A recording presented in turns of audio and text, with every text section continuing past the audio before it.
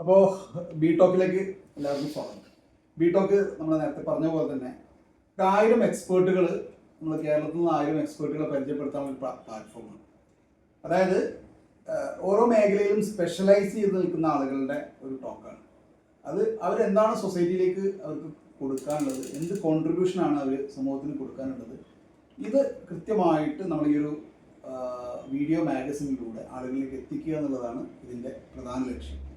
അപ്പോൾ 1000 എക്സ്പേർട്ടുകൾ, അതും ഓരോ വ്യത്യസ്ത 1000 മേഖലകളിൽ സ്പെഷ്യലൈസ് ചെയ്ത ആളുകളായിരിക്കും. ഇവരുടെ എക്സ്പെർട്ടൈസ് ആളുകൾക്ക് കിട്ടുക എന്ന് പറഞ്ഞാൽ ഒരു വരും തലമുറയ്ക്കുള്ള വലിയൊരു ഗിഫ്റ്റായിട്ടായിരിക്കും അത് വരിക. അപ്പോൾ ഈ ഒരു ബി ടോക്കിലൂടെ നമുക്ക് 2 വ്യക്തികളെയാണ് പരിചയപ്പെടാനുള്ളത്. ഒരാൾ ഫിനാൻസ് മേഖലയിൽ എക്സ്പെർട്ടാണ്, ഒരാൾ ഫിറ്റ്നസ് മേഖലയിൽ എക്സ്പെർട്ടാണ്. ഓക്കെ, 2 ആളുകളും അവരുടെ ഒരു 10 വർഷം വരുന്ന 10 വർഷം എന്ത് കോൺട്രിബ്യൂഷനാണ് സൊസൈറ്റിയിലേക്ക് അവർക്ക് കൊടുക്കാനുള്ളത്, അവരുടെ കഴിഞ്ഞ കാലത്ത് അവർ നേടിയിട്ടുള്ള ഒരു വലിയ എക്സ്പീരിയൻസ് ഉണ്ട്, എക്സ്പെർട്ടൈസ് ഉണ്ട്, അവർ പഠിച്ച കുറേ കാര്യങ്ങളുണ്ട്. ഇതെല്ലാം അവർ നിരന്തരം അവരുടെ ഒരു ബ്രാൻഡിലൂടെ ആളുകൾക്ക് കൊടുത്തുകൊണ്ടിരിക്കുന്നുണ്ട്. അപ്പോൾ അത് ഇനി ഉള്ള ഒരു കാലത്ത് നമ്മൾ വിചാരിക്കുന്നതിനേക്കാൾ വേഗത്തിൽ കാര്യങ്ങളൊക്കെ മാറി മറിഞ്ഞ് മുന്നോട്ട് പോകുന്ന ഒരു കാലഘട്ടത്തിൽ ഇവർ കൊടുക്കുന്ന ഈ 2 കാര്യങ്ങളും സൊസൈറ്റിയിൽ ആവശ്യമുള്ള സംഭവം തന്നെയാണ്. ഒരു പെയിൻ തന്നെയാണ്, സൊസൈറ്റിയിൽ ഒരു പെയിൻ തന്നെയാണ് ഇവർ ഡീൽ ചെയ്യുന്നത്. ഫിറ്റ്നസ് ആണെങ്കിലും ഫിനാൻസ് ആണെങ്കിലും അത് സൊസൈറ്റിയിൽ ആവശ്യമുള്ളതാണ്. പക്ഷെ അത് ഏത് രീതിയിലാണ് ഇനി നിങ്ങൾ കൊടുക്കാൻ ഉദ്ദേശിക്കുന്നത്, എന്താണ് നിങ്ങൾ കൊടുക്കാൻ ഉദ്ദേശിക്കുന്നത്, അത് നിങ്ങൾ മാത്രമുള്ള പ്രത്യേകതകളുണ്ട്. അപ്പോൾ അത് നമുക്ക് മുസ്തഫ പുളിയക്കോടിലേക്ക് പോവാം. അദ്ദേഹം ഫിറ്റ്നസ് രംഗത്ത് കുറേ കാലത്തെ എക്സ്പീരിയൻസ് ഉള്ള വ്യക്തിയാണ്. എന്താണ് നിങ്ങൾക്ക് ഒരു അടുത്തൊരു 10 വർഷം കാലം സൊസൈറ്റിയിലേക്ക് കോൺട്രിബ്യൂട്ട് ചെയ്യാൻ വേണ്ടിയിട്ട് നിങ്ങൾ മനസ്സിൽ കാണുന്ന കാര്യം എന്താണെന്ന് പറഞ്ഞാൽ പാടാം. Okay, thank you Jafar sir. നമുക്കറിയാം, ഇപ്പോൾ നമ്മൾ ഏകദേശം ഷോർട്ട് ലിവിങ്ങും ലോങ് ഡൈയിങ്ങും എന്നുള്ളൊരു കാലഘട്ടത്തിലാണ് നമ്മളിപ്പോൾ പോയിക്കൊണ്ടിരിക്കുന്നത്. അതായത് നമ്മൾ 35 വയസ്സ് വരെ നല്ല അടിപൊളിയായിട്ടൊക്കെ പോകും. പക്ഷെ അതിനുശേഷം ആള് 35 വയസ്സിൽ തന്നെ മരിച്ചിട്ടുണ്ടാവും. പക്ഷെ ശവസംസ്കാരം നടക്കുന്നത് 70കളിലോ 80കളിലോ ആയിരിക്കും. അതായത് ആള് നമുക്കറിയാം, ഇപ്പോഴത്തെ ഒരു വൃക്ക കിഡ്നി തകരാറായി, അല്ലെങ്കിൽ ഡയബറ്റിക് ആയി, അതായത് അയാള് ബന്ധുക്കൾക്കും അല്ലെങ്കിൽ സുഹൃത്തുക്കൾക്കും അല്ലെങ്കിൽ നാട്ടുകാർക്കൊക്കെ ഒരു ബാധ്യതയായി ഹോസ്പിറ്റലിൽ കയറി ഇറങ്ങി മറ്റുള്ളവരെ കഷ്ടപ്പെടുത്തുന്ന ഒരു ലൈഫ് സ്റ്റൈൽ. നിങ്ങളിങ്ങനെ ആധികാരികമായിട്ട് പറയാൻ നിങ്ങളൊന്ന് പരിചയപ്പെടുത്തിയത്, നിങ്ങൾ എന്താണ് ഈ ഒരു മേഖലയിൽ നിങ്ങൾ എന്ത് എക്സ്പീരിയൻസിന്റെ അടിസ്ഥാനത്തിലാണ് നിങ്ങൾ സംസാരിക്കുന്നത്? ഞാൻ മുസ്തഫ പുളിയക്കോടൻ 30 വർഷത്തെ എക്സ്പീരിയൻസോട് കൂടി സർട്ടിഫൈഡ് ആയിട്ടുള്ള ഒരു വേൾഡ് ക്ലാസ് ഫിറ്റ്നസ് എക്സ്പേർട്ട് ആണ്. മിസ്റ്റർ ഇന്ത്യ 2017 3 പ്രാവശ്യം തുടർച്ചയായി മിസ്റ്റർ സൗദി അറേബ്യ ആയിട്ടുണ്ട്. ലോകോത്തര നിലവാരത്തിലുള്ള ഫിറ്റ്നസ് ആസ്വദിക്കാൻ ആഗ്രഹിക്കുന്ന ആളുകളെ ഹെൽപ്പ് ചെയ്യുന്നു. ഞങ്ങളുടെ സ്ഥാപനമായ എംജിമിന്റെയും എന്റെ പേഴ്സണൽ ബ്രാൻഡായ മിസ്റ്റർ മസ്റ്റിന്റെയും വിഷൻ എന്ന് പറയുന്നത് ആളുകളുടെ ഡെയിലി ലൈഫ് ഈസിയാക്കി ഫിറ്റ്നസും സ്റ്റാമിനയും ഹെൽത്തി ലൈഫ് സ്റ്റൈലും പ്രൊമോട്ട് ചെയ്ത് പീസ്ഫുൾ ടെൻഷൻ ഫ്രീ ലൈഫിലേക്ക് ലോകത്തുള്ള ആളുകൾ എത്തിക്കാവുന്നതാണ്. ശരി. നിങ്ങൾ പറഞ്ഞതിൽ നിങ്ങൾ വേൾഡ് ക്ലാസ് എന്നൊരു പദം പ്രയോഗിച്ചു. എന്താണ് നിങ്ങൾ വേൾഡ് ക്ലാസ് എന്ന് പറയാൻ നിങ്ങൾ എങ്ങനെയാണ് പറയാൻ സാധിക്കുക? വേൾഡ് ക്ലാസ് ട്രെയിനിങ് കൊടുത്തിട്ടുണ്ടോ? അതിൽ വേൾഡ് ക്ലാസ് ട്രെയിനിങ്ങിൽ എക്സ്പീരിയൻസ് ഉണ്ടോ? അതെ, ഞാൻ ഇന്ത്യയിലെ മൾട്ടി സിറ്റികളിൽ, അതായത് ബാംഗ്ലൂർ, അതുപോലെ ഡൽഹി, മുംബൈയിലൊക്കെ ഞാൻ വർക്ക് ചെയ്തിട്ടുണ്ട്. ഞാനൊരു ഗവൺമെന്റ് ഫാക്കൽറ്റിയാണ്, ട്രെയിനേഴ്സിന് ട്രെയിനിങ് കൊടുക്കുന്ന ഒരു ഫാക്കൽറ്റിയാണ്. അപ്പോൾ ഇപ്പം നിലവിൽ ഞാൻ ഏകദേശം ഒരുപാട് സർട്ടിഫിക്കേഷൻ ചെയ്തിട്ടുണ്ട്. 30 വർഷത്തെ എക്സ്പീരിയൻസിൽ ഞാൻ US അമേരിക്കൻ കമ്പനിയിൽ ഫിറ്റ്നസ് ഹെഡായിട്ട് 8 വർഷം വർക്ക് ചെയ്തിട്ടുണ്ട്. ഈ ഒരു എക്സ്പീരിയൻസ് ആണ് ഞാൻ വേൾഡ് ക്ലാസ് വിദേശികളായ ആളുകൾക്ക് നിങ്ങൾ ട്രെയിനിങ് പോലും കൊടുത്തിട്ടുണ്ട്. ബാംഗ്ലൂരിൽ ഞാൻ വർക്ക് ചെയ്ത സമയത്തും അതുപോലെ സൗദിയിൽ ഞാൻ 14 വർഷം വർക്ക് ചെയ്താണെങ്കിൽ ഒരുപാട് വിദേശികൾക്ക് ഇൻഷുറി മാനേജ്മെന്റ് ഇതുപോലത്തെ കാര്യങ്ങളൊക്കെ ഞാൻ കൊടുത്തിട്ടുണ്ട്. സർട്ടിഫിക്കേഷൻ ആ രൂപത്തിൽ കിട്ടിയിട്ടുണ്ടോ? വേൾഡ് ക്ലാസ് ലെവലിലെ സർട്ടിഫിക്കറ്റ്? യെസ്, വേൾഡ് ക്ലാസ് ലെവലിലെ സർട്ടിഫിക്കേഷൻ എനിക്കുണ്ട്. അതുകൊണ്ട് തന്നെയാണ് എനിക്ക് ഗവൺമെന്റ് ഫാക്കൽറ്റി ആവാൻ പറ്റിയതും. ഇനി ഇപ്പോൾ നമ്മൾ വരുന്ന നെക്സ്റ്റ് ഒരു 2-3 മന്ത്സിന് ഇപ്പോൾ നമ്മൾ ഗവൺമെന്റ് ഫാക്കൽറ്റി ആണോ? യെസ്, കേരള ഗവൺമെന്റ് ഫാക്കൽറ്റിയാണ്. അപ്പൊ ആധികാരികമായിട്ട് തന്നെ ഈ വിഷയം പറയാൻ അധികാരമുണ്ട്. തുടരാൻ നിങ്ങൾ പറഞ്ഞു വന്ന്. അപ്പോൾ ഞാൻ ലോങ് ലിവിങ് ഷോർട്ട് ഡൈ എന്നുള്ള ഒരു രീതിയായിരുന്നു പണ്ട്. അതായത് ഇപ്പോൾ നമുക്കറിയാം, പണ്ട് നമ്മുടെ വല്യമ്മയൊക്കെ ഏകദേശം 80-85 വയസ്സ് വരെയൊക്കെ ജീവിച്ചിരുന്നു. പക്ഷെ അവർക്ക് പെട്ടെന്ന് വളരെ കുറഞ്ഞ സമയം അസുഖം വന്ന് മരിച്ചു പോകുന്ന ഒരു കാലഘട്ടമായിരുന്നു അന്ന്. പക്ഷെ ഇന്നത്തെ കാലഘട്ടത്തിൽ നമ്മൾ നോക്കുമ്പോൾ ആളുകൾ പെട്ടെന്ന് തന്നെ അസുഖബാധിതരായി ഒരുപാട് കാലം ബെഡിൽ കിടക്കുന്ന, ഫാനും കറങ്ങുന്ന നോക്കിയിരിക്കുന്ന ഒരു കാലഘട്ടത്തിലാണ് ഇപ്പൊ നമ്മൾ പോകുന്നത്. അപ്പൊ ഈ ഒരു അവസ്ഥയിൽ നമുക്കറിയാം, ഏതൊരു മനുഷ്യനും ജീവിക്കുന്നതിന്റെ യഥാർത്ഥ ഉദ്ദേശം എന്ന് പറയുന്നത് സന്തോഷമാണ്, ഹാപ്പിനെസ് ആണ് ഏതൊരാൾക്കും വേണ്ടത്, അല്ലെ? അപ്പോൾ നമ്മൾ അപ്പം ഒരു 2-3 ടൈപ്പുള്ള ഒരു ലൈഫ് നമുക്കുണ്ട്. ഒന്ന് ലൈഫ് സ്പാൻ, രണ്ടാമത്തെ ഹെൽത്ത് സ്പാൻ.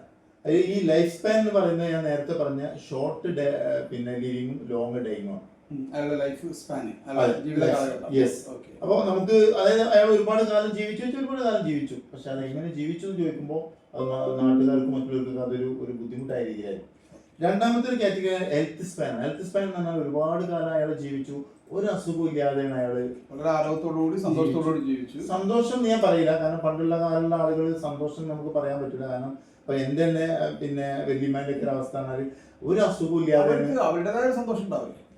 പക്ഷെ ഇന്നത്തെ രീതിയിലുള്ള ഒരു ഹാപ്പിനെസ്, അതായത് ഇഷ്ടപ്പെട്ട ഒരു ഫുഡ് കഴിക്കുക, അല്ലെങ്കിൽ ഇഷ്ടപ്പെട്ട ഒരു ഡ്രസ്സ് നമ്മൾ ധരിക്കുക, അന്നത്തെ കാലത്ത് അവർക്ക് കമ്പയർ ചെയ്തൊന്നുമില്ല. കാരണം അന്നത്തെ കാലത്ത് അവൈലബിൾ ആയ ഫുഡുകൾ കഴിച്ചവർ ഇഷ്ടപ്പെട്ടിരുന്നു, അല്ലെങ്കിൽ അതിലൊരു സന്തോഷം കണ്ടെത്തിയിരുന്നു എന്നാണ് എനിക്ക് തോന്നുന്നത്. ഓക്കെ, പക്ഷെ അതാണ് പ്രശ്നത്തിലേക്ക്, അതിന്റെ സൊല്യൂഷനിലേക്ക് വരാം. അതായത് ഞാൻ ചോദിക്കുന്നത്, ഇത്തരത്തിലുള്ള ആളുകൾ ഇന്ന് സൊസൈറ്റിയിൽ നിങ്ങൾ പറഞ്ഞ രൂപത്തിൽ ലോങ് ലിവിങ് ആയിട്ട് എന്നാൽ ഷോർട്ട് ലൈഫുള്ള കുറെ ആൾക്കാരുണ്ട്. ഒരുപാട് അവരുടെ ലൈഫ് എന്ന് പറഞ്ഞാൽ ഒരുപാട് പിന്നെ ലോങ് ആയിട്ട് കിടക്കുന്നുണ്ട്, പക്ഷെ അവർക്ക് സന്തോഷത്തോടു കൂടി ആരോഗ്യത്തോടു കൂടി ജീവിക്കാൻ കഴിയുന്ന കാലഘട്ടം എന്ന് പറഞ്ഞാൽ വളരെ കുറവാണ്, ഷോർട്ടാണ്. അപ്പൊ അങ്ങനത്തെ ആളുകളുള്ള ഒരു സൊസൈറ്റിയിലാണ് നമ്മൾ ജീവിക്കുന്നത്. അവിടെ നിങ്ങളെ പോലെയുള്ള ഒരു എക്സ്പേർട്ടിന്, ഒരു ഫിറ്റ്നസ് രംഗത്തെ എക്സ്പേർട്ടിന് എന്താണ് ഒരു വെൽനസ് രംഗത്തുള്ള ഒരാളെ സംബന്ധിച്ചിടത്തോളം, ഫിറ്റ്നസ് രംഗത്തുള്ള എന്ത് കോൺട്രിബ്യൂഷനാണ് വരുന്ന? ഇനി ഇത് കൂടെ ഉള്ളൂ, കാരണം ആളുകളുടെ ജീവിതം അധ്വാനിക്കുന്ന രീതിയിലുള്ള അല്ലെങ്കിൽ ഹാർഡായിട്ടുള്ള വർക്കുകളൊക്കെ മെഷീൻസ് ഏറ്റെടുക്കുന്ന ഒരു കാലഘട്ടത്തിലാണ് നമ്മൾ ജീവിക്കുന്നത്. അപ്പോൾ അതുകൊണ്ട് തന്നെ ഇത് ഈ ഒരു അവസ്ഥ കൂടുകയുള്ളൂ. ആ ഒരു അവസ്ഥയിൽ ഇങ്ങനെ എന്താ പറയുക, ആരോഗ്യം കുറഞ്ഞ ഒരു സമൂഹത്തിൽ നിങ്ങളെപ്പോലുള്ള ഒരാൾക്ക്, പ്രത്യേകിച്ച് നിങ്ങൾ ഇത്രയധികം എക്സ്പീരിയൻസ് ഉള്ള ഒരാൾക്ക് എന്താണ് കോൺട്രിബ്യൂഷൻ ആയിട്ട് കൊടുക്കുന്നത്? അപ്പോൾ ഇതിനെ പണ്ട് നമ്മൾ ഒരു നേരം ഭക്ഷണം കഴിച്ച് മരം കയറാനും നീന്താനും യുദ്ധം ചെയ്യാനും മൃഗങ്ങളെ വേട്ടയാടാനും മൃഗങ്ങളായിട്ട് ഫൈറ്റ് ചെയ്യാനും കൃഷിപ്പണിക്കൊക്കെ യോഗ്യമായ കപ്പാസിറ്റി ഒരു ബോഡി ആയിരുന്നു. പക്ഷെ അന്ന് നമ്മൾ ഒരു നേരമായിരുന്നു ഭക്ഷണം കഴിച്ചത്. പക്ഷെ ഇന്നത്തെ കാലഘട്ടം നോക്കി നമ്മൾ 6 നേരം ഭക്ഷണം കഴിച്ച് ഒന്നും ചെയ്യാതിരിക്കുക. അപ്പൊ അന്ന് നമ്മൾ പിന്നെ ഇരുന്നിരുന്നത് ഭക്ഷണം കഴിക്കാനായിരുന്നു. ഇന്ന് നമ്മൾ ഇരിക്കുന്നത് ജോലി ചെയ്യാനാണ്. ശരി. അന്ന് നമ്മൾ നിന്നിരുന്നത് വർക്ക് ചെയ്യാനായിരുന്നു. പക്ഷെ ഇന്ന് നമ്മൾ നിൽക്കുന്നത് ഫുഡ് കഴിക്കാനാണ്. ഈ ഒരു ജനറേഷൻ തമ്മിലുള്ള ഈ ഒരു ചേഞ്ച് ആണ് സത്യം നമ്മുടെ ലൈഫ് സ്റ്റൈൽ തന്നെ ചേഞ്ച് ചെയ്യും. ഓക്കെ, അത് നമ്മളിപ്പോൾ പറഞ്ഞു സൊസൈറ്റിയുടെ അവസ്ഥ അങ്ങനെയാണ്, ഈ രീതിയിൽ മാറ്റങ്ങൾ വന്നിട്ടുണ്ട്. എന്റെ ചോദ്യം അതല്ല, ഇനിയുള്ള ഒരു 10 വർഷക്കാലം ഈ സൊസൈറ്റിയിൽ ഇങ്ങനത്തെ ആളുകളാണ് കൂടുതലായിരിക്കുന്നത്. കാരണം നിങ്ങളുടെ ഒരു സ്പേസ് കൂടുതലാണെന്ന്, നിങ്ങളുടെ ഒരു കോൺട്രിബ്യൂഷൻ ആവശ്യമുള്ള എന്ത് കോൺട്രിബ്യൂഷൻ ആണ് നിങ്ങൾക്ക് അവർക്ക് കൊടുക്കാനുള്ളത്? എന്താണ് നിങ്ങളുടെ സൊല്യൂഷൻ? പുതിയ ജനറേഷനെ അവരെ ലോകത്ത് അവരെ എവിടെയാണെങ്കിലും എത്ര തിരക്കിനിടയിലും അവരെ ചെറുപ്പമാക്കുക, അവരെ ചെറുപ്പം നിലനിർത്തുക, അവരെ എനർജറ്റിക് ആക്കി അവരൊരു ഹാപ്പി വേൾഡ് ക്രിയേറ്റ് ചെയ്യുക എന്നുള്ളതാണ് ഞാൻ ഇപ്പോൾ സമൂഹത്തിന് കൊടുക്കാൻ പോകുന്നത്. കാരണം നമ്മൾ ഇപ്പൊ 90% ആളുകളും ഹോസ്പിറ്റലിൽ കയറി ഇറങ്ങുന്ന ആളുകളാണ്. അതിനെ ഞാനൊരു 10% നമുക്ക് കൊണ്ടുവരാം. എങ്ങനെയാണത് സാർ? ഓക്കെ, ഇപ്പൊ നമുക്കറിയാം, ഇപ്പൊ ഒരു വർക്കൗട്ട് ചെയ്യുമ്പോൾ നമ്മുടെ ബോഡിയിൽ ഒരു ഹോർമോൺ റിലീസ് ആകുന്നത്, അതിന്റെ പേരാണ് എൻഡോർഫിൻ. എൻഡോർഫിൻ ആണ് ഒരു ഹാപ്പി ഹോർമോൺ ആണ്. വർക്കൗട്ട് ചെയ്യാനുള്ള ഒരു അന്തരീക്ഷം അവർക്ക് ഈ വർക്കൗട്ട് ചെയ്യുമ്പോൾ അവരുടെ ഹാപ്പിനെസ് ഹോർമോൺ. കാരണം നമുക്കറിയാം, നമുക്ക് ഫുഡ് ഒരിക്കലും ഇപ്പൊ ഈ ഒരു കാലഘട്ടത്തിൽ നമുക്കത് കുറക്കുക അല്ലെങ്കിൽ അതിലൊരു ഡയറ്റ് കൊണ്ടുവരിക എന്നുള്ളത് വളരെ ബുദ്ധിമുട്ടൊരു കാലഘട്ടത്തിൽ നമ്മൾ മുന്നോട്ട് പോകണം. കാരണം മനുഷ്യന് ഇഷ്ടമുള്ള പ്രധാനപ്പെട്ട 2 കാര്യങ്ങളിൽ ഒന്ന് ഫുഡാണ്. അപ്പൊ അതിനെ നമ്മൾ അവോയ്ഡ് ചെയ്യാന്നുള്ളത് ആളുകൾ ഇഷ്ടത്തിന് നമ്മൾ കണ്ടിക്കണിട്ടില്ല. അപ്പൊ അതുകൊണ്ട് തന്നെ ആളുകൾ ഇഷ്ടപ്പെട്ട ഫുഡ് കഴിച്ചുകൊണ്ട് തന്നെ ഇഷ്ടപ്പെട്ട ഡ്രസ്സ് അവര് ധരിക്കുമ്പോൾ കംഫർട്ട് ആകുന്ന രീതിയിലേക്ക്, അല്ലെങ്കിൽ ഇഷ്ടപ്പെട്ട പ്ലേസിലേക്ക് അവർക്ക് കിതപ്പുകൾ ഇല്ലാതെ ഓടി കയറി ചെല്ലാൻ പറ്റുന്ന രീതിയിലേക്ക്, അല്ലെങ്കിൽ ഇഷ്ടപ്പെട്ട ഫുഡ് ഏത് നട്ടപ്പാക്കി കഴിച്ചാൽ അവരുടെ ബോഡിയുടെ ഫിസിക്കിന് മാറ്റം വരാത്ത രീതിയിൽ അവരെ ഫിറ്റ്നസിനെ മാറ്റുന്ന രീതിയിലേക്ക്, അല്ലെങ്കിൽ അവരുടെ ബോഡി പിന്നെ അവർക്കൊരു പുഷ്പം പോലെ ഒരു പൂമ്പാറ്റയെ പോലെ കൊണ്ടു നടക്കാൻ പറ്റുന്ന രീതിയിലേക്ക്, അതുമല്ലെങ്കിൽ പിന്നെ അവരെ മനസ്സെത്തുന്നിടത്ത് ശരീരം എത്തുന്ന രീതിയിലേക്ക് ഞങ്ങൾക്ക് മാറ്റാൻ എല്ലാ സംവിധാനവും നിങ്ങൾ കയ്യിലുണ്ട്. അപ്പം അത് നടപ്പിലാക്കാനുള്ള എല്ലാ സംവിധാനങ്ങളും ഒരുക്കിയിട്ടുണ്ട്. അപ്പം ഇദ്ദേഹത്തിനെ പോലുള്ള ഒരാൾ, എനിക്ക് തോന്നുന്നു സൊസൈറ്റിയിൽ ഒരുപാട് ഇത്തരത്തിലുള്ള ട്രെയിനിങ് പ്രോഗ്രാമുകളും ഒപ്പം തന്നെ അതിലുള്ള പ്രാക്ടിക്കൽ വേയ്സും അദ്ദേഹം കൊടുക്കുന്നുണ്ടെന്നാണ് ഞാൻ മനസ്സിലാക്കിയിട്ടുള്ളത്. അപ്പം ഒരു സൊസൈറ്റിയിൽ കാരണം വരുന്ന ഒരു 10 വർഷ കാലഘട്ടങ്ങളിൽ ഒരുപാട് കോൺട്രിബ്യൂഷൻ, പ്രത്യേകിച്ച് ഹെൽത്ത് രംഗത്ത് ഒരുപാട് കോൺട്രിബ്യൂഷൻ കൊടുക്കാൻ കഴിയുന്ന ഒരു വ്യക്തിയായിട്ടാണ് അദ്ദേഹത്തിനെ മനസ്സിലാക്കുന്നത്. അപ്പം ഈ ഒരു എക്സ്പേർട്ടിനെ നമ്മുടെ സൊസൈറ്റിക്ക് ആവശ്യമാണ്. സോ അദ്ദേഹത്തിനെ നമുക്ക് പ്രൊമോട്ട് ചെയ്യാം. അപ്പോൾ ഈ ഒരു ബി ടോക്കിൻ്റെ ഈ ഒരു വീഡിയോ മാഗസിനിൽ ഒരു 1000 എക്സ്പേർട്ടുകളിൽ ഒരാളായിട്ട് നമ്മുടെ മുസ്തഫ പൂയക്കോട്ടിനെ നമുക്ക് പരിഗണിക്കാവുന്നതാണെന്ന് അദ്ദേഹത്തിൻ്റെ സംസാരത്തിൽ എനിക്ക് മനസ്സിലാക്കി. Okay, thank you very much ഈ ഒരു സെഷനിൽ. നമ്മൾ ബി ടോക്കിൽ ഈ പറഞ്ഞ പോലെ തന്നെ എക്സ്പേർട്ടുകളെയാണ് പരിചയപ്പെടുത്തിക്കൊണ്ടിരിക്കുന്നത്. ഇവരെ എന്തായാലും സൊസൈറ്റിയിലേക്ക് ആവശ്യമുണ്ട്. ഒരുപാട് ആളുകൾ ഇവരെ ഉപയോഗപ്പെടുത്താനായി കാത്തിരിക്കുന്നുണ്ട്. അപ്പോൾ അവരെ കൃത്യമായിട്ട് ഇവരുമായിട്ട് ഈ ഒരു എക്സ്പേർട്ടുമായിട്ട് കണക്ട് ചെയ്യുക എന്നുള്ളതാണ്. കാരണം പലപ്പോഴും എക്സ്പേർട്ടുകളുടെ സാന്നിധ്യം ഇല്ലാത്തതാണ് പലതരത്തിലുള്ള പ്രശ്നങ്ങൾക്കും അടിസ്ഥാനപരമായിട്ടുള്ള കാരണം. കാരണം എക്സ്പേർട്ടുകൾ അല്ലെങ്കിൽ എക്സ്പീരിയൻസ്ഡ് പേഴ്സൺ എന്ന് പറഞ്ഞു കഴിഞ്ഞാൽ അവരെ സംബന്ധിച്ച് അവർക്ക് തിയററ്റിക് നോളജ് ഉണ്ടാവും, പ്ലസ് അവർക്ക് പ്രാക്ടിക്കൽ നോളജ് ഉണ്ടാവും, അതിൻ്റെ കൂടെ തന്നെ എക്സ്പീരിയൻസ് ഉണ്ടാവും എന്നുള്ളതാണ്.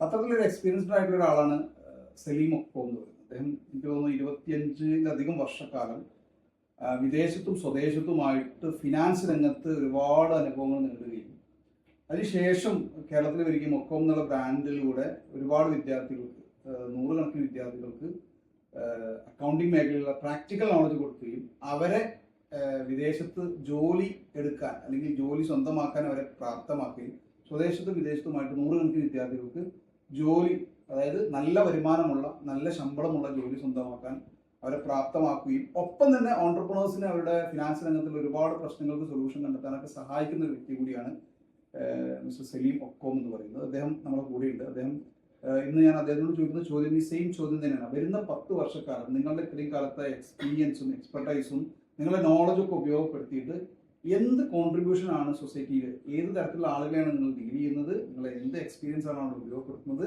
വരുന്ന 10 വർഷക്കാലത്ത് എന്ത് കോൺട്രിബ്യൂഷൻ ആണ് സൊസൈറ്റിയിൽ നിങ്ങൾക്ക് കൊടുക്കാനുള്ളത് എന്നുള്ളതാണ്.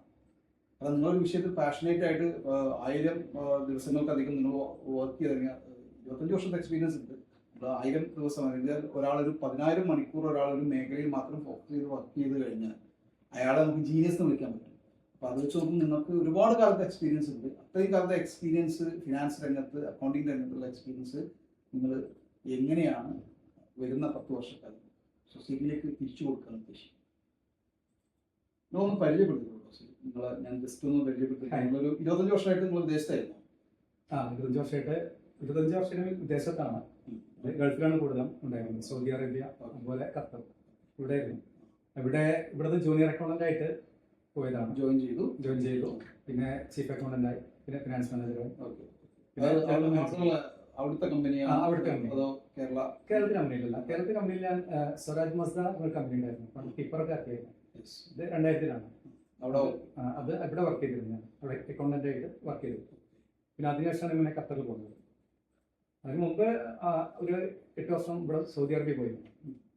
ഓക്കെ, ഖത്തറിൽ ശരിക്കും പോയതിനു ശേഷമാണ് ഞാൻ എന്താണ് അക്കൗണ്ട്സ് എന്ന് പഠിച്ചത്. അതായത് ഇവിടെ നിന്ന് ഇവിടുത്തെ എക്സ്പീരിയൻസ് ഉണ്ട്, സൗദി അറേബ്യയിലെ എക്സ്പീരിയൻസ് ഉണ്ടായിരുന്നു. അവിടെ ചെറിയ കമ്പനിയായിരുന്നു സൗദി അറേബ്യ.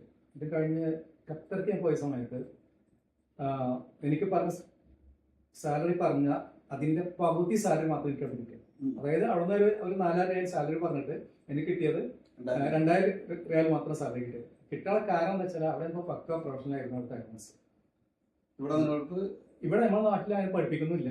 ഇപ്പോൾ സൗദിയിൽ ഒരു ചെറിയ കമ്പനി വർക്ക് ചെയ്തപ്പോൾ അവിടെയും പ്രൊഫഷണൽ ആയിട്ടുള്ള രീതിയിൽ നല്ല ചെയ്യുന്നത്. പക്ഷെ പക്ക പ്രൊഫഷണൽ രീതിക്ക് ചെന്നപ്പോൾ എന്താ ഒരു വർഷത്തോളം കഷ്ടപ്പെടേണ്ടി വന്നു.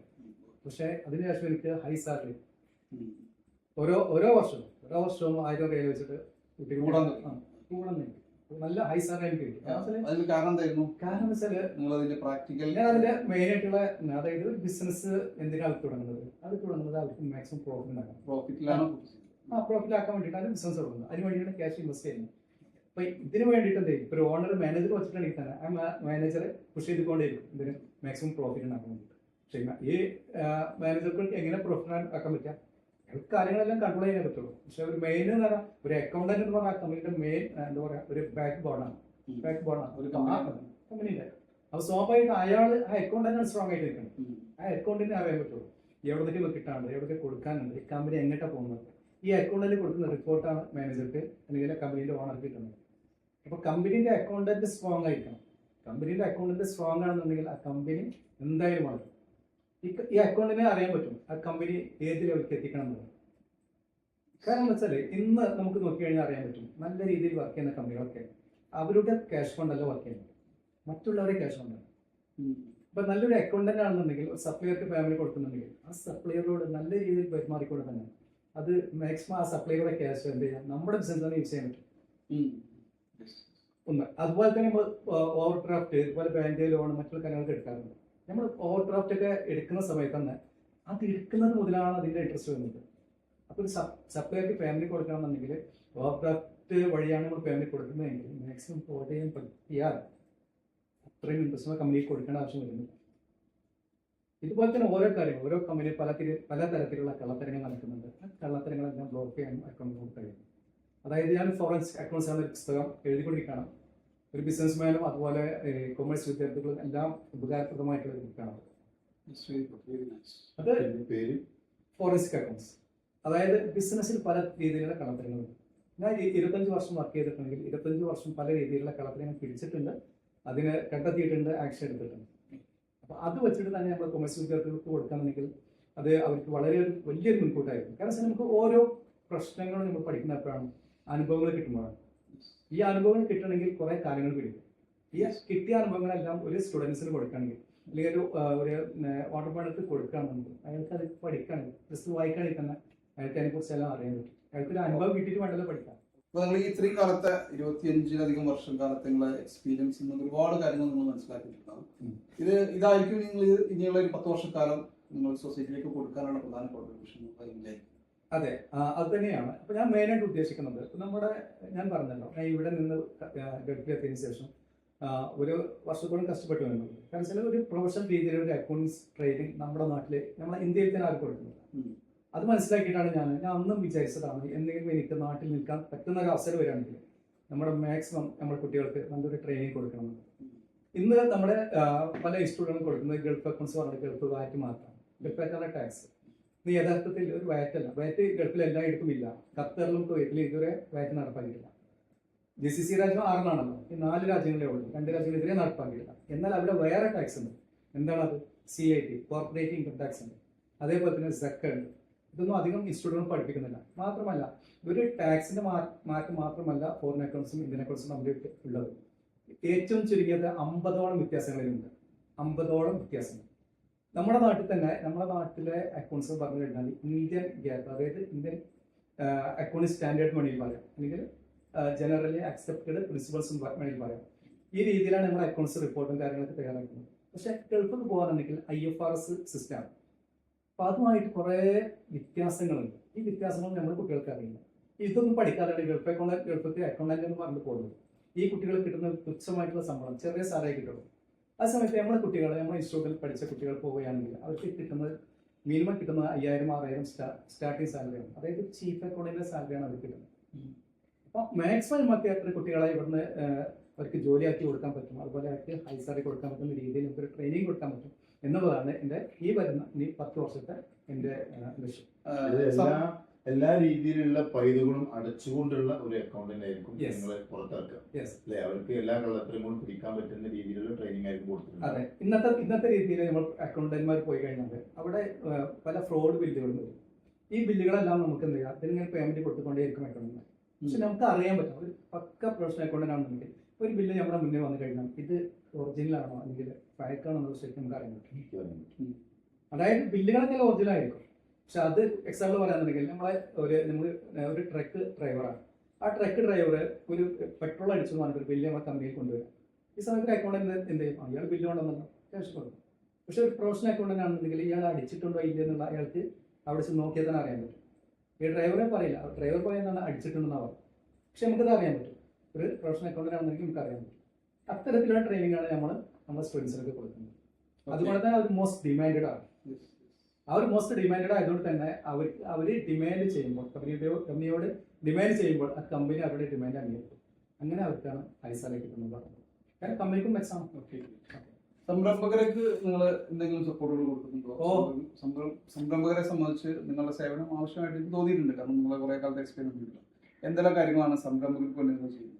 M.Com കഴിഞ്ഞ കുറേ കുട്ടികളുണ്ട്. ഇവരൊക്കെയാണ് പല കമ്പനികളിലും അക്കൗണ്ടന്റായിട്ട് വർക്ക് ചെയ്യുന്നത്. അതുപോലെ തന്നെ CSCM ഇവർക്ക് സർട്ടിഫിക്കറ്റ് കോഴ്സുകളാണ്. പക്ക പ്രൊഫഷണൽ രീതിയിലുള്ള ഒരു അക്കൗണ്ട്സ് നമ്മുടെ നാട്ടിൽ അവർ പഠിപ്പിക്കുന്നില്ല എന്ന് നേരത്തെ പറഞ്ഞു. ഇവിടെ ഞാൻ പറഞ്ഞത് ഈ ചെറിയ ഇൻസ്റ്റിറ്റ്യൂട്ടുകളിൽ നിന്നോ അല്ലെങ്കിൽ കോളേജിൽ നിന്ന് കിട്ടുന്ന ഈ അറിവ് വെച്ചിട്ടാണ് പല കമ്പനികളും അക്കൗണ്ട്സ് ചെയ്യുന്നത്. അതുകൊണ്ട് തന്നെ പല കമ്പനികളുടെ അക്കൗണ്ട്സും പ്രോപ്പറല്ല. ഏത് അക്കൗണ്ടിനോട് ചോദിക്കുകയാണെങ്കിലും അക്കൗണ്ടന്റ് പറയും ഹൈ ടെൻഷനാണ്, വർക്ക് ഹൈ ടെൻഷനാണ്. എന്തുകൊണ്ടാണ് ടെൻഷൻ ആകുന്നത്? അയാൾ പ്രൊഫഷണൽ അല്ലാത്തതുകൊണ്ടാണ്. ഞാൻ എന്തുകൊണ്ടാണ് 25 വർഷമായി ഈ അക്കൗണ്ട്സ് ഫീൽഡിൽ നിന്നത്? എനിക്ക് ടെൻഷൻ ഇല്ലാതെ തന്നെ ഞാൻ വർക്ക് ചെയ്തിരുന്നതുകൊണ്ടാണ്. ഞാൻ പ്രൊഫഷണൽ ആയതുകൊണ്ടാണ്. ആ പ്രൊഫഷണൽ ആയിട്ട് അയാൾക്ക് ട്രെയിനിങ് കിട്ടാന്നുണ്ടെങ്കിൽ അയാൾക്ക് ഒരു ടെൻഷനും ഇല്ലാതെ ഹൈ സാലറിക്ക് അക്കൗണ്ട്സ് ചെയ്യാൻ പറ്റുന്നതാണ്. Okay. അത്തരത്തിലുള്ള അക്കൗണ്ടന്റുമാരെ നിങ്ങൾക്ക് കൊടുത്തുകൊണ്ടാണ് നിങ്ങൾ എന്റർപ്രൈസസിനെ സപ്പോർട്ട് ചെയ്യുന്നത്. അതെ, അതുപോലെ തന്നെ അക്കൗണ്ടന്മാരെ നമ്മൾ കൊടുക്കുന്നു. ഇനി അതല്ല, അവർക്ക് അക്കൗണ്ടന്മാർ വേണ്ട, അവർക്ക് അറിയണം. ഇപ്പൊ മുസ്തഫാക്കാരൊക്കെ പോലത്തെ ഒരു ഓണ്ടർപ്രണറിന് അക്കൗണ്ട്സ് എന്താണെന്ന് അറിഞ്ഞെങ്കിൽ, അല്പമെങ്കിലും അറിഞ്ഞെങ്കിൽ എന്താണ് നമ്മൾ റിപ്പോർട്ട്, നമുക്ക് എന്തൊക്കെ റിപ്പോർട്ടാണ് ആവശ്യമുള്ളത്, എങ്ങനെയാണ് നമ്മുടെ കമ്പനി പോകുന്നത്, ഇതൊക്കെ ഇവരോട് ചോദിക്കണമെങ്കിൽ അറ്റ്ലീസ്റ്റ് നമുക്ക് അതിനെക്കുറിച്ച് നോളജ് വേണം. അപ്പോൾ മുസ്തഫാക്കാരെ പോലത്തെ ഓണ്ടർപ്രണേഴ്സിനൊക്കെ എന്ത് ചെയ്യും, നമ്മൾ ട്രെയിനിങ് കൊടുക്കും. അപ്പോൾ ട്രെയിനിങ് കൊടുക്കുമ്പോൾ അവർക്ക് ഒരു ബേസിക് ആയിട്ടുള്ള അക്കൗണ്ട്സ്, അതുപോലെ cash flow, capital cash flow, അതുപോലെ ബഡ്ജറ്റ് ഉണ്ടാക്കുക എങ്ങനെയാണെന്നുള്ള, ആ ബഡ്ജറ്റിനനുസരിച്ച് നമ്മൾ വർക്ക് ചെയ്തിട്ട് എങ്ങനെയാണ് മാക്സിമം പ്രോഫിറ്റിലേക്ക് എത്തിക്കുക. അതായത് ഒരു കമ്പനി ഏകദേശം ഏതൊരു എത്താൻ പറ്റുക അത്രത്തോളം നമ്മൾ എത്തിക്കാൻ ഒരു ട്രെയിനിങ് നമ്മൾ നടത്തുന്നു. പിന്നെ അവർ ജസ്റ്റ് വർക്ക് ചെയ്താൽ മതി. ഓക്കെ. അപ്പം ഇതൊക്കെയാണ് സലീം സാർ അദ്ദേഹത്തിന്റെ ഇത്രയും കാലത്തെ എക്സ്പെർട്ടൈസ് അല്ലെങ്കിൽ എക്സ്പീരിയൻസ് അല്ലെങ്കിൽ അദ്ദേഹത്തിന്റെ നോളജ് ഉപയോഗിച്ചുകൊണ്ട് സൊസൈറ്റിയിലേക്ക് കൊടുക്കുമെന്ന് പറഞ്ഞത്. ഫിനാൻസ് രംഗം എന്ന് പറഞ്ഞാൽ ഏതൊരു ബിസിനസിന്റെയും സൊസൈറ്റിയുടെ തന്നെ ബേസ് ആണ് എന്ന് നമുക്ക് പറയാൻ പറ്റും. കാരണം ഫിനാൻഷ്യൽ ലിറ്ററസി ഇല്ലാത്തതുകൊണ്ടും ഫിനാൻഷ്യൽ ഫ്രീഡം ഇല്ലാത്തതുകൊണ്ടും ഒക്കെയാണ് ഒരു സൊസൈറ്റിക്ക് പുരോഗതിയിലേക്ക് പോകാൻ സാധിക്കാതെ വരുന്നത്. അപ്പോൾ ഫിനാൻസ് എന്നുള്ളത് എല്ലാത്തിൻ്റെയും ബേസ് തന്നെയാണ്. അപ്പോൾ അതുകൊണ്ട് തന്നെ താങ്കളെപ്പോലുള്ള ആളുകളുടെ സേവനം ഈ സൊസൈറ്റിക്ക് ഒരുപാട് ആവശ്യമുണ്ട്. അപ്പോൾ ഈ ഒരു രംഗത്തെ എക്സ്പെർട്ട് എന്ന നിലയിൽ താങ്കളെ ഒരു 5 ലക്ഷം ആളുകളുടെ അടുത്തേക്ക് എത്തിക്കുക എന്നുള്ള ഒരു ദൗത്യമാണ് നമ്മൾ ഏറ്റെടുത്തിരിക്കുന്നത്. അത് ഈ ബിടോക്കിന്റെ ഈ ഒരു വീഡിയോ മാഗസിനിലൂടെ തന്നെ നമ്മൾ ചെയ്യുന്നതായിരിക്കും. തീർച്ചയായിട്ടും ഈ ഒരു പ്രോഗ്രാമിന്റെ ഭാഗമായതിന് വളരെയധികം നന്ദി. ഓക്കെ, ഒരു അവസരം നന്ദിയുടെ വളരെ okay, great. Sir, thank you so much.